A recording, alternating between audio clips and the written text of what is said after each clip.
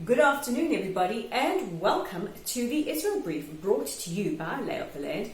I'm Raylene Marks, your host, bringing you the top stories from Israel every Monday to Thursday, right here on this channel. So without further ado, let's take a look at today's top stories. And we start, of course, with COVID-19 and where Israel is holding at the moment.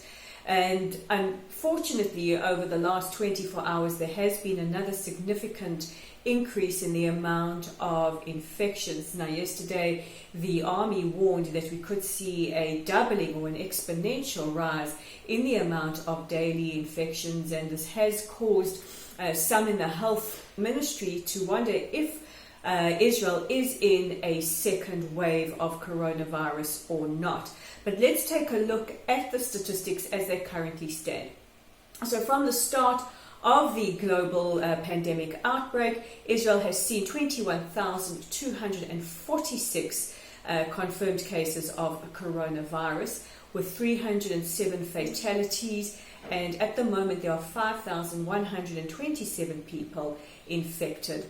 42 of them seriously. That number has come down from yesterday, and 27 on ventilators. That number has also come down, and 15,812 people have made full recoveries. Earlier today, the government announced that in the areas that are hotspots, areas like Bat Yam, parts of Tel Aviv, parts of Jerusalem, Bnei Brak, several Bedouin villages and others, they would be considered restricted zones, and they will be toughening the restrictions on these particular areas without going into a full global lockdown. In other news, the other big story is the impending annexation or applying of sovereignty by Israel to certain areas in the West Bank, and this is alleged to be taking place on the 1st of July. I say alleged because it's not confirmed for definite yet. There are still different variables at play. One of those is where does the United States currently stand?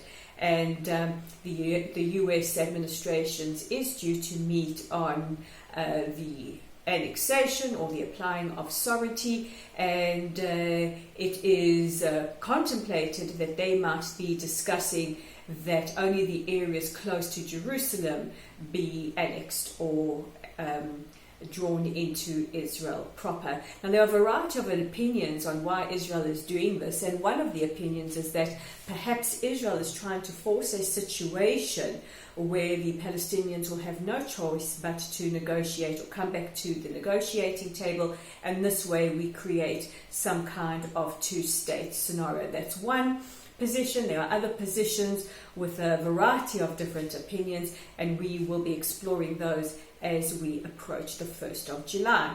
In other news, in the Palestinian territories, there were anti-annexation protests, and one in the West Bank was attended by the UN envoy to the Middle East, Nikolai Meladenov, who in a speech to the Palestinians said, never give up on your dream on nationhood. But, it would behoove the special envoy to remind them that they also have to come to the negotiating table. It does take two parties to negotiate. And we also have to wonder, will the deciding factor whether or not the application of sovereignty goes ahead rely on the United Arab Emirates? In a unprecedented article featured in an Israeli daily just a couple of days ago, an official from the United Arab Emirates government appealed to Israel, please not to go ahead with this proposed annexation, and could the warming of ties with the Arab world, in particular with the UAE, be one of those factors that prevents this from going ahead? Well, only time will tell, but the days are marching on and we are fast approaching that deadline. And our final story today takes us to probably one of the most deranged men on the planet at the moment, and that is former Pink Floyd bassist Roger Waters. Roger Waters, just when we think we couldn't see you become any more fruitcake than you already are, you have surprised us. Roger Waters appeared on Hamas TV. Yes, there is a Hamas TV, and basically trotted out every anti-Semitic trope, including the accusation that the United States administration is in the hands of a Jewish master puppeteer.